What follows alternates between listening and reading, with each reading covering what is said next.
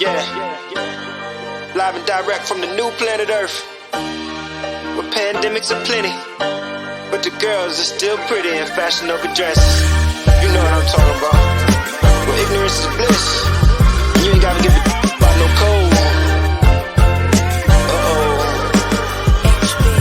Tell me who unleashed our animal instinct. Why the op standing there tickle pink?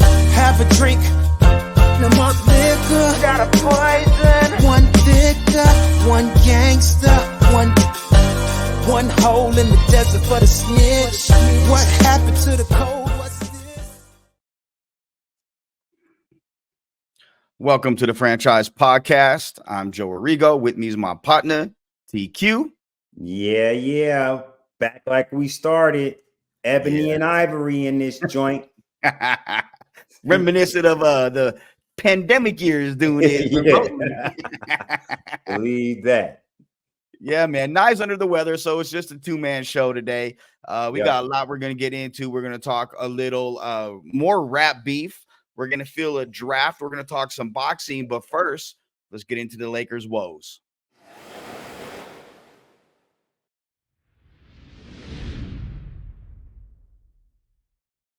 All right, Squeeze. It happened Monday night. Lakers had a 20-point lead on the Nuggets, and they found some way to snatch defeat from the jaws of victory. Bro, what the hell is up with our squad? Because they look like they shit the bed. I mean, that's exactly what they did. God. So, first of all, I'm glad you started it the way you started it. 20-point lead. All right. Anything, let me just lay this disclaimer out here, right? Anything that we have to say about the weird occurrences in this game kind of need to be tempered down a little bit, because the bottom line is the Lakers had a 20-point lead. When you lose a game after you've had a 20-point lead, nothing else matters.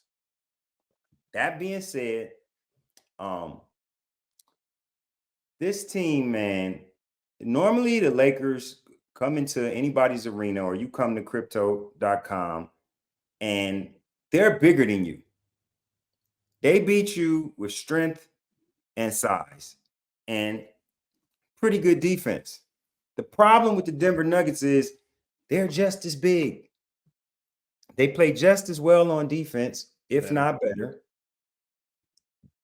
They move exceptionally well, and they swing the ball. The dumb mistakes that the Lakers make when they get into these moods where they're just like kind of free-flowing, not running any sets, everybody's kind of standing around looking, which leads to turnovers and dumb passes because nobody knows where they're supposed to be or where they're going. And that can win against most teams in the league. I said this in the beginning. I said this back during the play-in last week. Damn, this is the one team that we just cannot really compete with when it comes down to a 7-game series. They are engineered and created to beat the team that we have. And I just don't feel like it's anything that this team is going to be able to do about it this year. Just is what it is. You know, after we got off the phone earlier, I was having our normal conversation. I got to thinking about what you just said, the play-in game and how they're engineered to beat the Lakers, and how I've been banging the drum that I think a lot of this falls on the head coach and some of the decisions that he makes. And I was a big Darvin Ham supporter. I loved the hire. I thought it was the best hire they could have had during that time. But then I thought about something, Squeeze, and it kind of hit me right now when you said it. They wanted the smoke, according to their head coach. They not running from nobody, according to their head coach. He's the one that said they wanted the Nuggets. So who does that fall on? That's their head coach saying, hey, we want. And I respect that. Let me be clear. I respect that, because you're not running from it. Like, right. You could have lost, and you could have ended up playing OKC, who you matched up better against, and dog walked them. Or, you could have ended up playing Golden State or Sacramento and beat the brakes off of them and end one dynasty and stop another from happening. which is cool. But then last night or on Monday night, you're up 20. And during certain points in them games, during that game, D'Angelo Russell's on fire. And you take him out of the game. Austin Reeves doing a hell of a job on Jamal Murray, D'ing him up in the first half.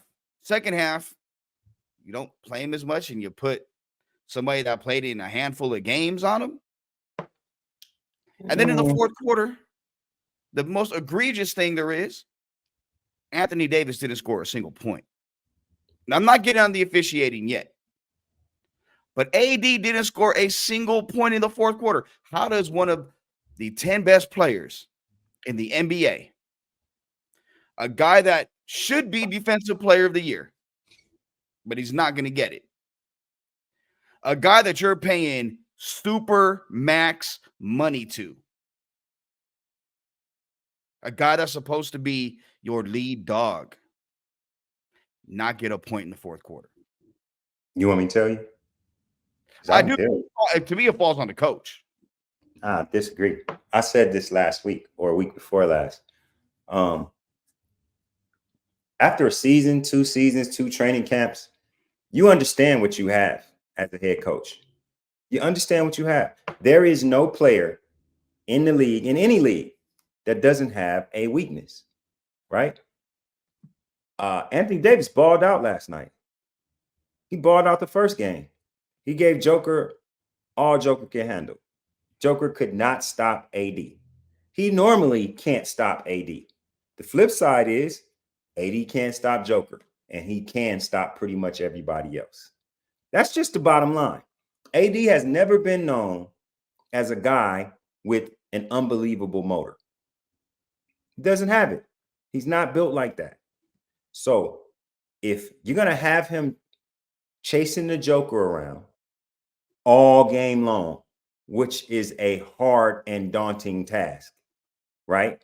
And he's going to be, you want him to touch the ball every time down on offense, something is going to give at some point because he's going to get tired. And that doesn't have anything to do with his worth as a player. It's just the bottom line. That's just it. He's not a high motor guy. He's a highly skilled guy. But to be chasing this big dude around, man, and then look, he was tired and Jokic was tired too. They were both huffing and puffing in the fourth quarter. The difference is 2 different types of game. Joker don't use no athleticism, man. The man cannot jump up on a curb. He has no speed, no quickness. There's nothing about his game that resembles anything athletic. Yet he uses his size. Probably, I would have to say, Kareem, Shaq is the other person that I can think of from watching that dominated with size. And I'm not meaning the style of play. I'm meaning your size. Shaq did it with physicality. Joker does it. He contorts himself. He knows how to use the length of his arms, the length of his legs, how to spin. He's got loose hips. And I mean, he can play at a high level when he's tired. Whereas AD, who is more athletic and more explosive, plays more above the rim, jumps higher, runs faster. When that tank is empty, the tank is empty. And I've always had this issue with, and I said this in the season, and you didn't want to hear me. It wasn't even so much about missing Denver. It was about more games before you get to Denver. Because bottom line here is this team's been hurt. There's no continuity with the bench. There's no continuity between the big 2 and the bench. And a couple of more games there before you get to this team, a couple of series before you get to this team, because I honestly believe the Lakers could beat anybody else in the West. Yeah, not but Denver. They're 0 for their last 10. I'm saying they can beat anybody else other than Denver in the West. So the fact that you had to hit Denver first, man, that's just a buzzsaw. It's like you went into a beehive when you could have been bird watching. And it is what it is. At the end of the season, when you got a player the age of LeBron James and with the injury history of AD, they should have been resting. Once they had solidified a place in the play-in game, when you know you match up well to anybody in the West, and especially those teams in the play-in, most of them was hurt, had people missing. You don't think that if they would have won more regular season games and they didn't have to play the play-in and they wouldn't get in a position where they could maybe play Denver around in the semis or the finals versus the quarterfinals, it would have made a difference? I mean, that to me, then you get in that position where you can rest guys down the stretch. Guys was hurt. Guys was hurt all season long. There was no continuity. Guys was hurt. Gabe Vincent just coming. We just now seeing it. He has no legs whatsoever. Why was he in trying to stop Murray? Again, coaching.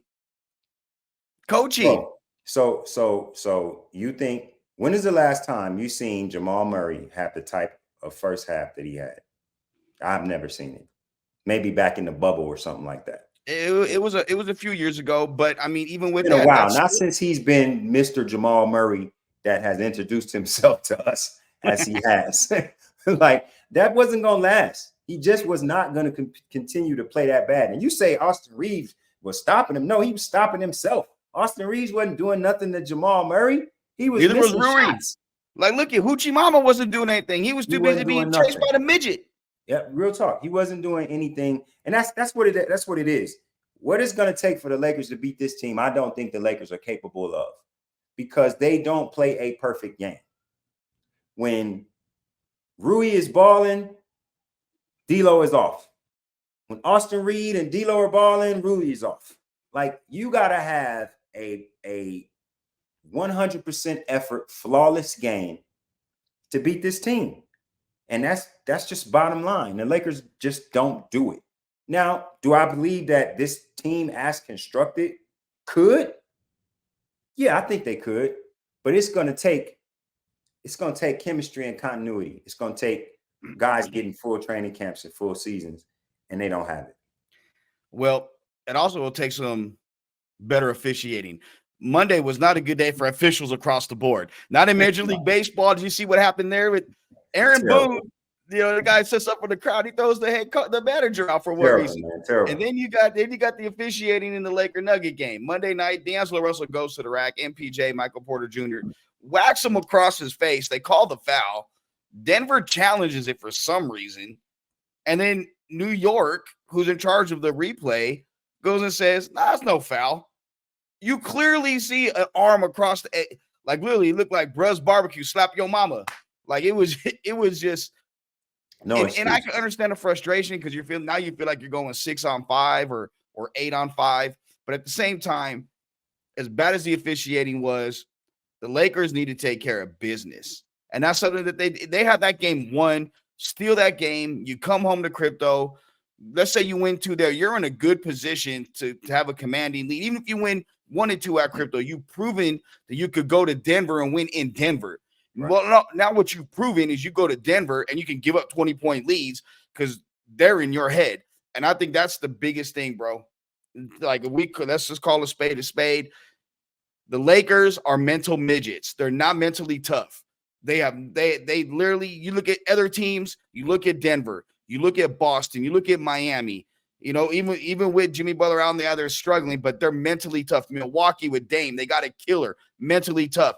The Lakers are not mentally tough. I mean, listen, I hear you, but the rest of them teams that you're talking about, they're not playing a joker right now. and that's just what it is. Like, you got to give Jokic his props, because he's the most unstoppable player in the league, period. And he's unstoppable with size. And when you're unstoppable, it's one thing to be unstoppable, Kobe unstoppable, Jordan unstoppable, right? It's another thing to be 7 feet and unstoppable. That's what you call domination. And just because it ain't high flying and it ain't rim rocking and all of that, we kind of skip over paying attention to what we're watching here. I don't see anybody that can compete with this guy, because even when you have him when you have him dead to rights, and you're watching him last night in the fourth, man, he was gasped.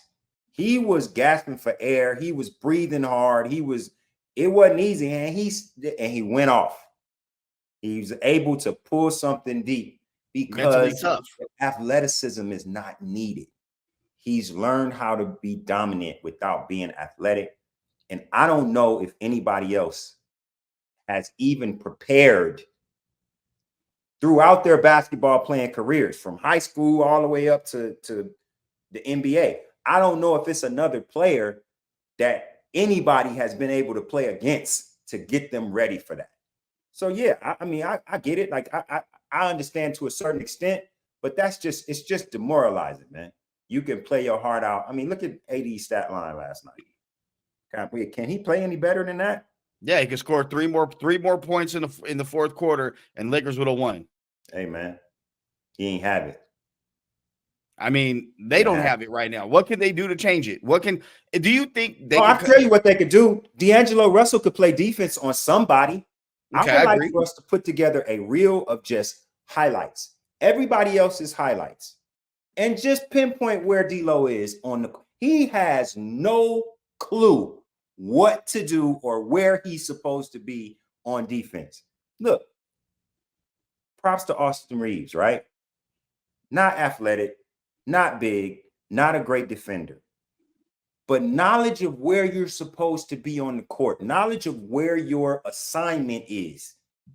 He can grab a steal every once in a while. He can get a block every once in a while. D'Angelo Russell is lost on defense. Regardless of how well he plays on offense, on defense, bro, he is lost. Straight defensive liability. And when I see him come out the game in the fourth, I understand why.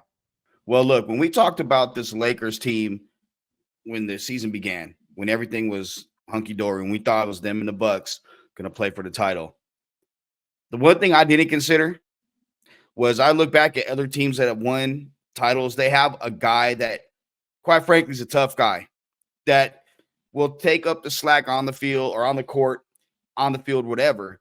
The guy that you want walking with you in that dark alley at 2:30 in the morning in this real seedy, shady part of town. The Lakers have that with Rajon Rondo. He wasn't taking nobody's mess. Look at him and Russell Westbrook. He didn't care that he got teed up. He didn't care. He had people kicked out the bubble. Like, Rondo didn't care. The Lakers back in the day had that. The Celtics had that. Even the Nuggets have that to an extent. The Lakers don't have that guy. And I think when I talk about mental midgets and not being tough, that to me, that's part of the problem. That's what they're missing. They're missing that guy that just don't take nobody's mess. He's just like, you know what? I'm your problem solver. What's happening? Let's go. And to me, that would help in the fourth quarter games, because now not everybody, hey, man, I may not go to the rack because Squeeze right there may he may give me one. Like, who's that guy that's going to give one to another team at some point in a game or a series? I don't like Draymond Green. I don't like his antics. I think it's manufactured. I think he's a fake tough guy. But at least they have that guy with him, where the Lakers, they don't have that. And to me, that's a huge hole that the Lakers have in their team. Man, listen, you can get Horace. I mean, you can get Draymond Green. You can get Dennis Rodman, Anthony Mason. You can get Charles Oakley. You can get all of them together. They are not about to stop Joker from doing what he wants to do. He's not. And at the end of the game, if you look inside, if you look in the key, Denver made a decision to say, y'all aren't coming in here, period. Because we got some pines in this joint, and we're going to send that up out of there. So that's the bottom line. They made a decision. They made an adjustment, and the adjustment worked. And then the bottom line here is we tend to, because we've seen so much winning from our team, we tend to not give props where props are due. The Denver Nuggets are the reigning defending world champions. 100%. And they are that for a reason. They're probably going to be the world champions again. And bottom line is the Lakers just don't match up well. Not as presently constructed. Vando is a big miss. Not having his defensive prowess there, the ability to guard the other team's best player, the ability to switch, to have the knowledge of his spacing and where he's supposed to be, the ability to move his offensive assignment into areas where he wants him to go as opposed to where the player wants to go. Lakers don't have that right now, and that's sorely missed. I'm not making an excuse. I'm just saying that guy is here for this particular team. Well, it all goes down to roster construction.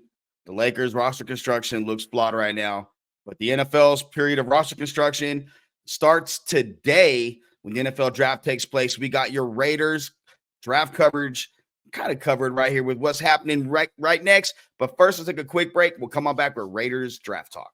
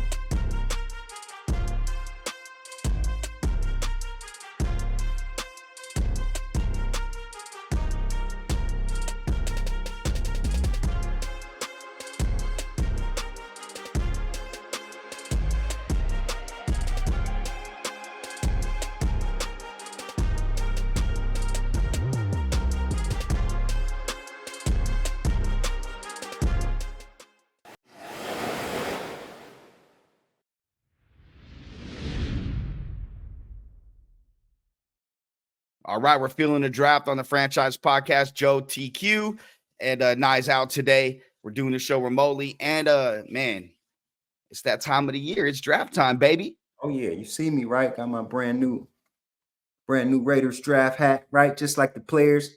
Once a Raider, always a Raider. Holler at your boy. Can't wait. One of my favorite times of years. We know it's one of yours. Oh, I love it, man. So I love it so much. I love it so much. I did a mock draft last week. We put out Thursday, and it is a Raiders mock. I want to start with this before we get into some of the other stuff. No, I did the mock on Pro Football Network's mock simulator, PFN's mock simulator, in part because Lorenzo Reina is over there at PFN, and he looks out. So we got the whole thing with making trades and everything else. And I went into this mock squeeze with basically two things in mind. The first thing was, the first two picks are going to dictate what I'm going to do. Now, if Jaden fell after the top two, I'm going to make a move. If the quarterbacks went, I'm waiting for the next 11 picks, 10 picks, and I'm going to make a decision from there to see who's on the board. I think that's a smart thing to do. I want to do it. I wanted to do it like a real GM. So the first pick was Caleb. We all knew that was going to happen. Next pick was Drake May. So I'm like, okay, now I got to make a deal. So I went to make a trade with New England, offered a first and a third this year and a first and a second next year. They declined it. So I said, you know what? Let me give it one more try. I flipped it, a 1 and a 2 this year and a 1 and a 3 next year. They accepted it. So I got the third pick. We didn't have a second rounder, but I got the quarterback of the future in Jaden Daniels. Now, here's the thing. Mel Kiper said on Monday during his mock draft period that he would give up 3 1s and 2 2s if he was the Raiders to move up to number 2 to get Jaden Daniels. He thinks that would get it done. I don't know if Uncle Mel is right. Washington seems pretty locked in, and heading into Thursday, I tend to think that Washington is going to take Jaden. But for this mock, he was there for me, and I took him. Obviously, round 2, nobody was there because we didn't have the pick. Round 3, I came back on the clock at pick 77, and Green Bay came calling, and they offered me pick 88 and pick 202 to move up 11 spots. I was targeting a specific player because I thought he was going to slip based on some off the field stuff, and he may be one-dimensional. I took the gamble because I wanted to recoup a pick or so. I got him. I got the guy I wanted and the pick. At pick 88, I got big defensive tackle T'Vondre Sweat from Texas. Now, I know about the off-field incident, the DWI a couple weeks back. If he is convicted, he could be punishable to up to 180 days in jail, a $2,000 fine, or both.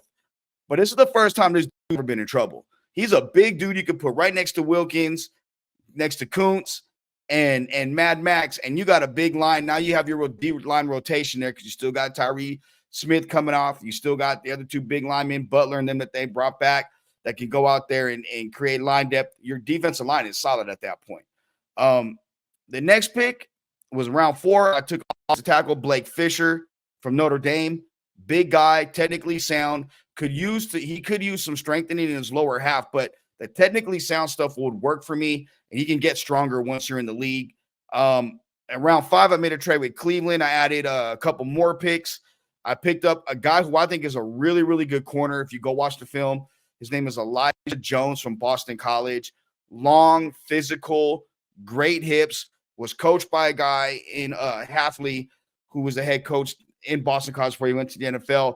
But he also was with Ohio State when they had their corners get drafted in the first round in 2020. He also coached Darrelle Revis, a bunch of NFL guys. The guy swears by Elijah Jones. To get him in the 5th round, which I don't think in real life he's going to be. I think in reality, you're looking at a guy that's probably going in the first 3 rounds. And him there, I was excited. Pick 202, I got a running back with George Holani, Boise State's running back. Man, we watched him run all over UNLV this past year, the last couple of years. With Cleveland's pick in round 7, I got Satoa Luamia, the offensive guard from Utah, 6'4", 321. Road grader. You put him on that right side. Now you got that right side's got some meat to it now, and you got their line taken care of.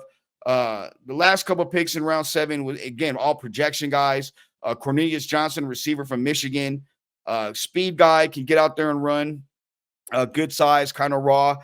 I was really excited about this pick at pick 223, McCallan Casillas, tight end from Tennessee. He's a guy that's 6'4", 240, but he's got infinite catch radius. And if you know, we've talked when we was talking to Arroyo and those other coaches, they love catch radius, big hands, red zone threat, played at Cal before transferring down to Tennessee. And he's a guy that I think could be really, really good. He's not a great player, but I'm okay with that. To if you want to spread somebody out and you want to add a second tight end, you got a threat there. And the final pick I had, DeCameron Richardson, cornerback from Mississippi State. This is a dude I think is going to go a lot higher. And to get him at pick 229, I was really excited about that. 6'1", 190, ran a 4.3, 440, 6.96 3-cone, 35-inch vert, and a 10.8 long jump. So that shows explosiveness. He's just a little raw. When you take guys that late, I'm looking for tools that I can't teach that can get better. This was a draft that I came out with. There's another one that comes out today before the draft, but I want to talk about this one first because, quite frankly, if this happened, if I'm a Raider fan, I'm doing backflips. It's not going to happen. Sorry. So you can keep yourself upright. You can save the gymnastics for another day there, buddy. Nobody in their right mind is going to pick Drake May over Jaden Daniels. It's just not happening. All the smoke, somebody always says, it's one of the ex-GMs. I can't think of who it is, but they always say every year at this time, look, everybody's lying to everybody. Yeah, it's lying season. Period, point blank. That's what it is. So if I'm Washington, there's no way I'm moving off of that pick for nothing in the world. Unless you want to give me 13, Max Crosby, and Devontae Adams. Then I'll move off the pick. Not happening. So I do like, I don't want to talk about it because I don't want to blow your next mock draft. But I like the second one a lot better than the first one because I feel like it's more realistic. Well, let's talk about it. We can talk about it. Yeah, let's go talk about it. So, all right. I've gone back to the tape to watch Penix. And I said on the show last week, if I'm sitting in the GM position and it's time for me to pick, it's going to be hard for me to skip over that kid. He's got a clear medical right now. Any past lingering issues or damage from the injuries are all gone. The way he spins the ball, man, his accuracy, he can put the ball. When you start thinking about the type of route runners that the Raiders have in Devontae Adams and Jacoby, somebody that could spin that ball like that and just put it on a dime. I mean, you know it's all about timing in this offense and in the AFC West period. I worry about Gardner Minshew and AOC having the ability to stick a ball in time. Michael Penix, that is his strength. That is his strength. That being said, if you pick him, you're bootstrapped to a right tackle. That's what I loved about your mock. You was able to get the right tackle first and then Penix right behind him. So if the Raiders are in that position, then I would love that. I would love that because I'm getting less and less worried about Penix's past injury issues. I'm glad you said And that. more and more enamored about his fast processor, his ability to put the ball on a dime, and the amount of times where he just took the game over himself. Here's the thing. People want to talk about his injuries, and I'm one of them, but because it's 4 season-ending injuries, not 2. But people want to give Zeus White. He's okay with 2 torn ACLs. They want to ride him. They think it's cool. They talk about other players and how they're good for the Raiders, but they have injury histories. Here's the thing: in the mock that I did that came out today, at 13 I was able to land Fuaga, the right tackle, and that's obviously with Penix on the board. And the full disclosure, Terrion Arnold was on the board too. But I felt I want to build the line because the line, you can't overlook the line anymore. That line has to be your strength, especially in this conference and in this division. Then what I was able to do is I packaged a 2nd-round pick this year and next year. And Penix was on the board at pick 33. I traded that to Carolina, and I was able to take Penix there. Then in round 3, I was able to take Braden Fisk. He's the defensive tackle that at the combine lit it up and was like, man, I want to play next to Max Crosby. Well, I wanted to keep building that defense. And then in the 4th round, I picked one of my favorite running backs, Braden Allen from Wisconsin. Now, we want to build a bully offense. You need a bully back, and that's what Braden Allen is, and he is only 20 years old. He played 3 years of college football. He's only 20 years old. He's a guy that ran for almost 4,000 yards in 3 years at Wisconsin. He is a dog, big, strong, physical, fast running back. 148, I took a guy I just talked about, Elijah Jones. At 208, I went back to my Usos. I took Satoa Loriami from Utah. Same dude I took from Utah. And then at 223, I took a corner who I think is he's going to be a sneaky good corner because he's a 4-2 guy. And that's Carlton Johnson from Fresno State. Carlton Johnson makes plays. And I've talked to coaches over there who think this guy's got a very good future as an NFL corner just because of his processor, the way he plays, and he's got that dog mentality that fits in with the Raider personality. And then lastly, A.J. Barner, the tight end from Michigan. And the reason I took him is a big guy, but I look at the relative athletic score, the RAS scores. Every single one of my guys had at least an 8 or higher. That shows how athletic they are. They project them to be how athletic. The projection goes to on the field, and they're very rarely wrong. Very rarely wrong.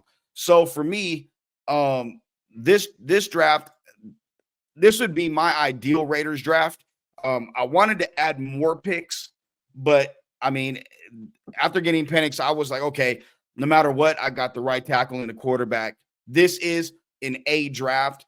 I don't think you can grade a draft until 4 or 5 years after the fact, but on paper, this looks really, really promising for the Raiders if this draft were to take place like this. Here's my issue with that draft. Yes, I do believe in the quarterback. Yes, I do believe he's bootstrapped to a right tackle, and you was able to get both of them. Number one, Penix is not going to be there for the 2nd round. Somebody's picking him in the 1st round, guaranteed. And then number 2, when you pick him up, you still have the 3rd best quarterback in the AFC West. And it's not close. That's the bottom line. That our division has 2 of the best quarterbacks in the NFL. One is a 3-time Super Bowl champion, and he is a problem. He's going to continue to be a problem. That's my issue with going offense. As opposed to picking Terrion Arnold right there at 13, if he's there. Who's got a better defense in the AFC West? when you add that player in the offense and the offseason additions that the Raiders have added right now, who do you pick as a better defense in the AFC West? You could make an argument only because the only person that was lost was the corner, Kansas City. You can make that argument. Absolutely. And I'm not a Chiefs fan. I'm just saying you could make No, that me argument. Either. Yeah, I can't. I don't see it.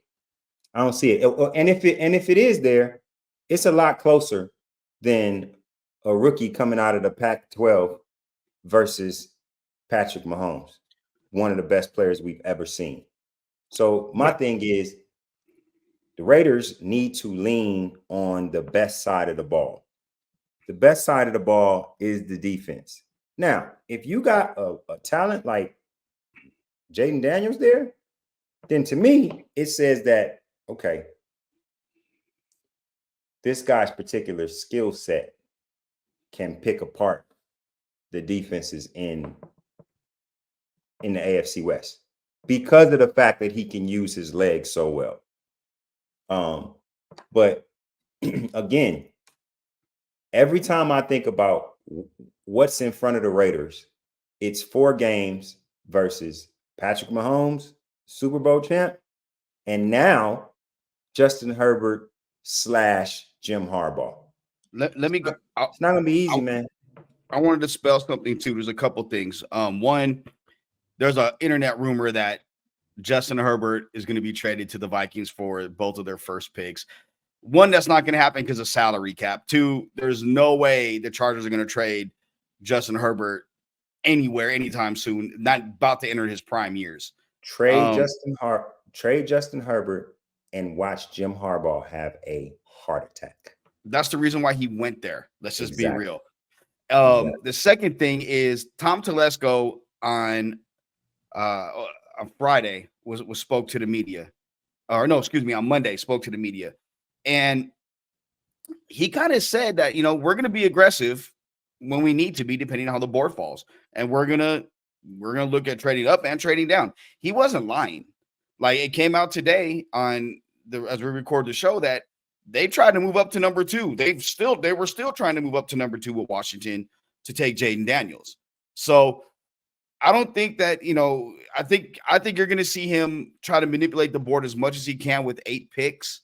And I think that's the biggest problem. There's only 8 picks. They didn't get any comp picks to add to the puzzle to move up and down. And right now draft picks are like chess pieces. And he doesn't have a lot of chess pieces right now. So that's why I tend to think, it's just my opinion, unless Fuwag is there, Arnold, who I think to me are my 2. If I can get them, I'm taking them at 13. One of them, if one of them is there, if both of them are there, I'm making a choice between one of them. Anything else, I'm looking to move back to add more chess pieces to manipulate the board. And if at that point I can take Penix in the mid-20s, then I would take him there. But let's be real, Penix may not get out the top 10. He could very well go to a team in the top 10. So, and this could be, which is why I say that's what my thing and what I maintain from the beginning is that if you can't get your quarterback, you need to get a defensive starter, man. You need to get a defensive starter, somebody who is going to have on the jersey and be on the field lined up on the first defensive play of the season. So, you know, like, yeah, the right tackle is cool. The tackles are, you know, they got some good tackles. I'll give you that.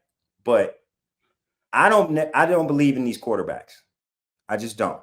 Gardner Minshew is serviceable. AOC is a backup at best. And, yeah, you know, to get that great offensive lineman and give them an extra second, they're still going to throw interceptions. They're still going to overthrow and underthrow people. It's just not the quality of play is just not going to be there. So that being the case, you got a defensive-minded coach, you got a defensive-minded upper half of your staff, and you got 2 of the best defensive players in the league on the same line. Dig into that. Build around that. You put Patrick Mahomes and Justin Herbert on their ass, and you can get to the playoffs. Because you're not going to score with them. Not with Gardner Minshew or Aiden O'Connell. You're just not. Last thing I'm going to say, and we're gonna take a quick break. Last thing I'm going to say is this: did you see last week? It came out midweek. Somebody wrote something saying that if Aiden O'Connell was in this draft, he'd be a first-round pick.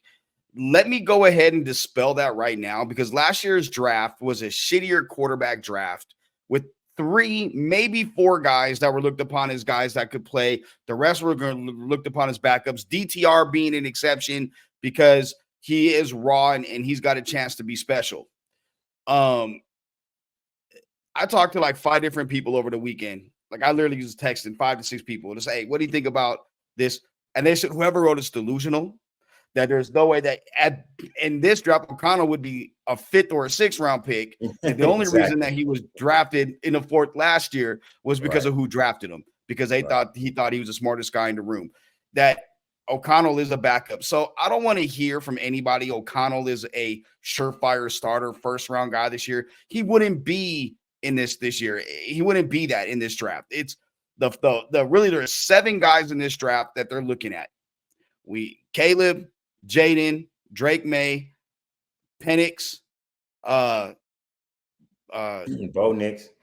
Nix, and Jordan Travis.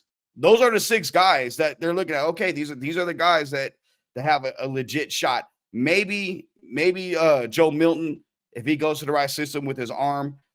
Other than that, the rest of the guys are looking at his career backups. Who? Spencer Rattler is coming out too, right? Yeah, but he's one of those guys where it's a mixed bag. Either you like him or you don't. There's no middle ground with him. And and I've talked to some people that think he could be okay, that he's matured. I talked to some people that think he'll end up in the UFL in about 3.5 years. So just depending on what it is. Me too. All right, guys, we're gonna take a quick break. We're gonna come back and we're gonna talk about the fight that happened over the weekend. Ryan Garcia, one of the biggest upsets in boxing history recently. We'll be right back on the Franchise Podcast. This section was brought to you by Coldwell Banker Premier Realty. Coldwell Banker is a service-driven, highly productive team of professional sales and support people who are dedicated to consistently providing superior real estate brokerage and related services, setting the industry standard of value and excellence.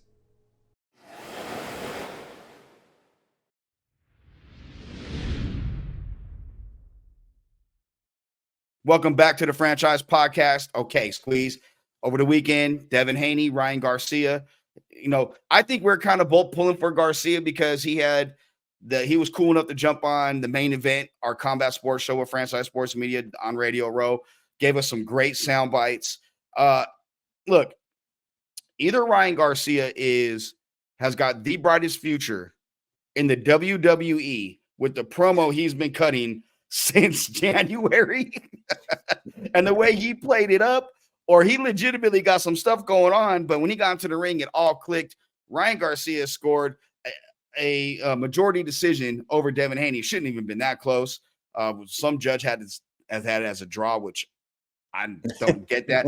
But Ryan Garcia, man, what can you say about this kid? The King Ryan went out there and did his thing. Yeah. I think that I'm going to give you my take on this. When Ryan showed up at Radio Row and did the main event, which is Franchise Sports Media's combat sports show, you can catch it every Tuesday, 9 a.m. on Franchise Sports Media and on our YouTube channel, on all of our social media. When he showed up and did the show with Kalani and Griff, I was surprised at his size. I thought he was a run. I've been around Haney. I've been around Tank. I've been around Shakur. I've seen all of these dudes up close and personal, right? That was my first time being close to Ryan. And I was looking at how tall he was. I was looking at how broad his shoulders were. He's got a bigger skeleton than the rest of these guys. And if you just go back, I ask everybody, go back and Google photos from his fight with Tank and compare them to his fight the other night against Haney and look at the difference. Do I believe that he's a better fighter than Tank? No. But I do believe that he's a bigger man and a stronger man when he's the weight that he's supposed to be. I believe that it's easier for Ryan Garcia to walk around at 160 than it is for him to get to 140. Period, point blank. And I think that Tank fight took all of his power away, took all of his energy away, because it took so much for him to get down to what it was, 135. Yeah, Like, I think he's at 130. Yeah, that's dangerously small for a man that's more comfortable walking around at 155 or 160, right? So he comes in, he knows he's fighting a smaller guy. Devin Haney is a gym rat. He's always going to be in shape, period. But he also doesn't have a lot of power. So Ryan was able to calculate how to make himself look as good as possible, just like Tank and Tank's team did to him when they fought.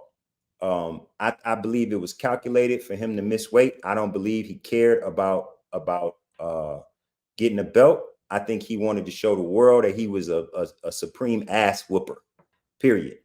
And it was built up to get everybody going against him.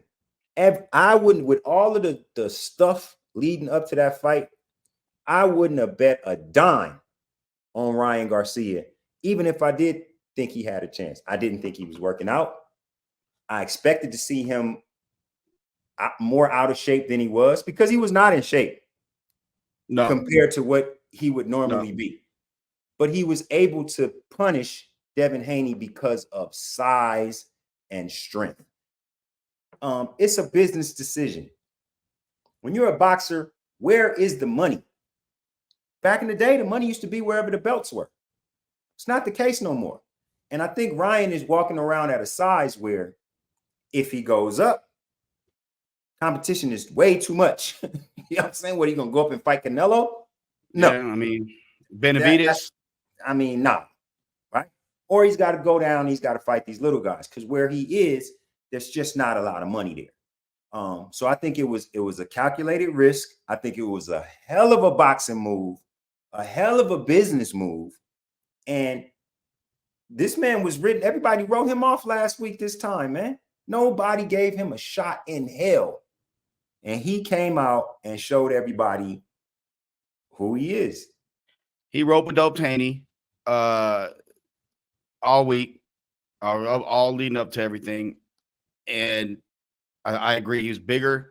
He was stronger than Haney. I think when he hit him with that left in the first, it discombobulated Haney for the rest of the fight. Yeah. And for me, I like the fact that he bet on himself, put $2 million down to win 12. It's a plus 10.5 after that $1.5 million that he lost because of the weigh-in. So, hey, congratulations to King Ryan for the win. I want to see him fight.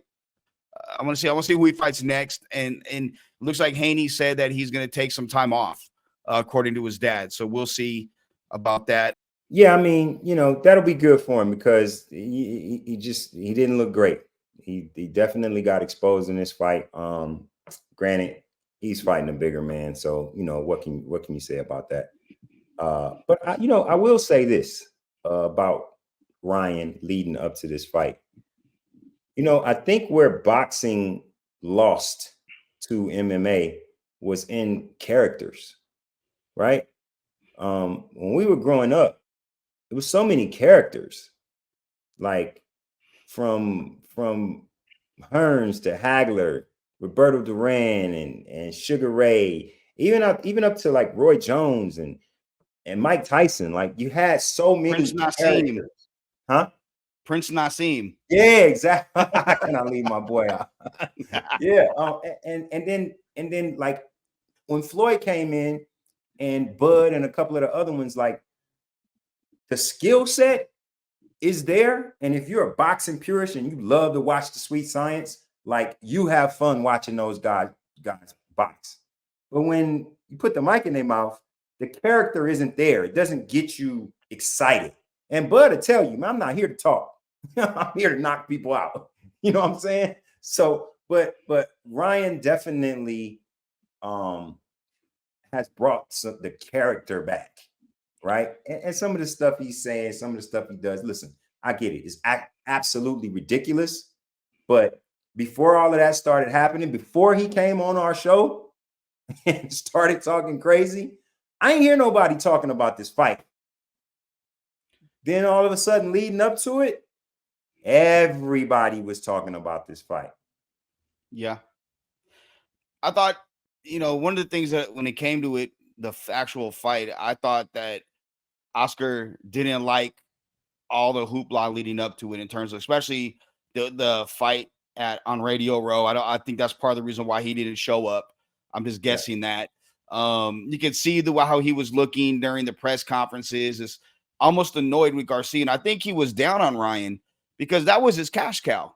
Yeah. That was the guy. He laid all his he was the golden goose. And when you lose the tank and you don't have that backup plan, that backup guy, now you have to start over and try to find that guy. And that could take years. Some people never find that guy. I hear you, but King Ryan got a couple of more fights to go, bro. Absolutely. The man is a draw. When it comes down to it, the man is a draw, period. I like the fact that Ryan did what he did, though. Honestly, I like the fact that he went out there and some of the stuff that he talked about. I mean, look, I'm not going to touch with a 10-foot pole because for real, I'm good. But I mean, look, he went out there. He said he was going to beat him. He beat him. He dominated him for the entire fight, and I bet on himself and made a bet. Literally, even with the official. The referee, like he should have. How are you gonna? Haney's holding his legs when he's getting knocked, and he's not. Like, what is that? Like you ding Ryan. Like there are so many things that I mean. It's boxing. I get it, seen it. Yeah, but Ryan made some enemies, man. With some of the stuff that he was talking online, he made some enemies, and I gotta believe that one judge that called it a draw, and that a referee that didn't count 7 knockdowns as knockdowns. He probably made enemies with those two. Yeah, well, Ryan will be back at it. And guys, TQ plug the main event. Check that out every Tuesday, 9 a.m. on Franchise Sports Media. Kalani Lua, Griffin Kemp. They give you all the combat sports news, and it's kind of entertaining. And they got some cool guests. I mean, they've had some cool guests. Very entertaining. Rampage Jackson, Chris Cyborg, Ryan Garcia, Chuck Liddell, Stitch. I mean, they've had some pretty big name guys on there. So if you guys like combat sports, check out the main event on Franchise Sports Media. When we return, we will get into the meme machine. This week, we got more beef for you right after this. R&B versus rap.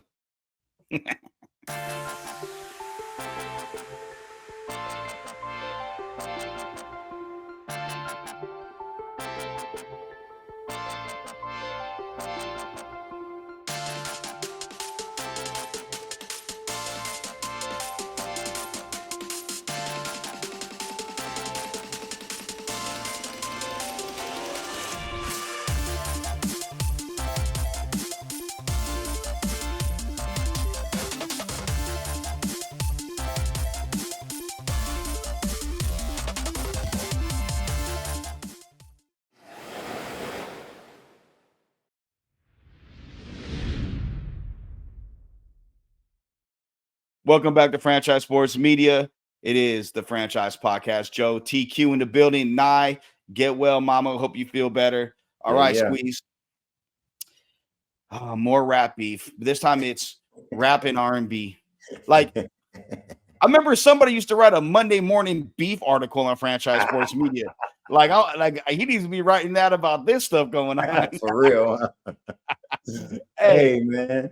Look, so Chris Brown decides that he is gonna take my man Quavo's head completely off. Karuchi. And I mean, he did it, man. He did it. I'm sitting there and I'm listening to the record and I'm feeling good. I'm like, boy, R&B has won this one for sure. And I mean, look, considering the opponent, I wouldn't have expected much from any Migo when it really comes down to it. they're not here to I hope they don't consider themselves like, MCs and nothing like that. I think that they have done a great job in making great party music. They have definitely made their mark in hip hop for what they do. They are really good at it, have been really good at it. But that man, Chris Brown, man, that dude is like him or not, that dude is a talent. He is a absolute talent. I remember. So, whew, boy. I remember when Breezy came out with "Excuse Me, Miss." The A&R called me, the label, when I was still in Yucca Valley, and they're trying to push the record, right? Yeah. And do you want to do an interview? Do you want to do an interview? I said, sure. I'll do the interview with this young cat. The song's playing well. Flaked on the interview, and it was supposed to be live. They didn't want to record it. I'm sitting there like in the 9 o'clock hour. It's like 9:45 or coming up on the last break, and I'm like, well, folks, Chris Brown's not coming on today. It looks like, I had to make him some excuse. So I get a call a couple hours later from the A&R, and they're like, yo, I'm sorry, and he just didn't want to do too small of a market. What? Oh my! Pulled the record. Literally pulled the record. I told him too. I got to call the next day. No, he'll come on tomorrow. He came on. He was cool. I didn't like him for a long time because of that. Yeah. But he did say in the interview that he goes, if I wasn't a singer, I'd be a rapper. Like I like rapping more than I sing. I found that interesting. And he does on every album. He drops some verses. But when I heard the Quavo diss, I felt bad. I've kind of felt bad for Quavo. I was like, man, this is the dude that does it part-time. You do it full-time. And look, but listen, shouts out to Quavo. I was not expecting his I listened to it yesterday a couple of times, and I wasn't expecting for it to be as good as it is. Now, that being said, it's not great. I'm not saying that is great. What's the bar? I'm just saying I had low expectations, and it exceeded my expectations. I will say that much. I will pick it over Ricky Ross's diss to Drake. Really? Yes, I will. I would. Yes. Yeah, I will. I mean, that to me, it don't do it for me, man. I mean, and Rick Ross is a hell of an artist when it comes down to it. Like, he got bars, I believe. But I agree. That just sounds like a rich dude talking that's just kind of out of touch with not being a rich dude. So, that wasn't necessarily for me. But again, props to Chris Brown for the fact that he's not a rapper, got into a rap beef with a rapper and whooped his ass. That being said, I'm about to say, get to it. Fighting about girls, bro. Come on, man. That ain't the way, man. Everybody's out here fighting about women, man. It's enough women to go around. Got Will Smith slapping people on stage. Yeah, man, get on a plane, go somewhere, see something. They got women all over the place, man. Stop fighting over girls. Jeez. Well, I was about to say, I thought you were gonna get on the Kanye part because we talked about that pre-show, and you got all the way lit talking about what Ye did. Hey, man, look.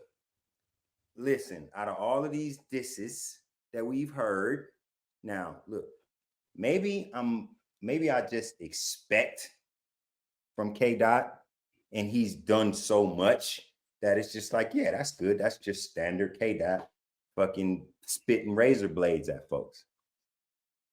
Kanye, though, that little remix thing that he did, bro. Oh, the beat. Bro. That's another one. We was talking about Ryan Garcia, right? People asking what side of the spectrum are these dudes on? Man, a genius is a genius, man. Call it what you want. Hate him or love him. The bottom line is when Kanye is motivated to give us good music, he does it. Period. Better than most. I love Kanye, man. Like his first album, like I told you, man, I was the backpack head. That's how I would dress on a regular. To have someone dress like me and talk about stuff that I like that I can relate to, I was like, man, yes, I love this. And for me to have Kanye come out now and put out some good music, man, it's like if Lauryn Hill put out some new good music. You know what I'm saying? Yeah. It's like that to me. I just think it takes that motivation, man. Some people, you got to give them a reason. You know what I'm saying? And I feel like all of this beefing and all of this, it just rattled some chains, and you like woke up some sleeping bears. Everybody just wants to jump into the Royal Rumble and throw a couple of shots. I ain't mad at it myself, as long as the music stays good. You know what I'm saying? And like, okay, Drake, that was cheap. AI Tupac, AI Snoop Dogg, that was cheap, but that was high level petty. Go at the West Coast like that. That's a thinking man's diss record right there, bro. So, look, I feel like everybody is throwing their shots, and to me, it's fun. As long as it stays on record, man, it's fun. Definitely, I enjoy it. Clock is ticking on K-Dot. Can't wait till that one comes back, because he got another week. Oh my God. I don't care if it takes a month, man. You're not gonna tell Kendrick Lamar when to drop his record. What's wrong with these dudes? Huh? True. Please, man can do that next year if he wants to. He earned it. But whenever he drops it, I'm gonna be waiting for it, Daddy. For sure. For real. Oh man, well, hey, that's it for this week. Next week we're back at the Foundation Room. Hopefully, Niall will be feeling better with us. We'll recap the draft, talk about maybe the Lakers being out the playoffs or maybe surviving, maybe Golden Knights. Talking about the Lakers being out the playoffs. Book it. Yeah, we'll talk about some. And we'll get the new meme machine. Yeah, exactly. What wrap people happy within the next week? We don't know. Oh my goodness. But that's it for this week at the franchise. That's it this week for the Franchise Podcast. I'm Joe Rigo. That's TQ. We'll check y'all next week. Live and direct from the new planet Earth, where pandemics are plenty, but the girls are still pretty in fashion over dresses. You know what I'm talking about. Where ignorance is bliss.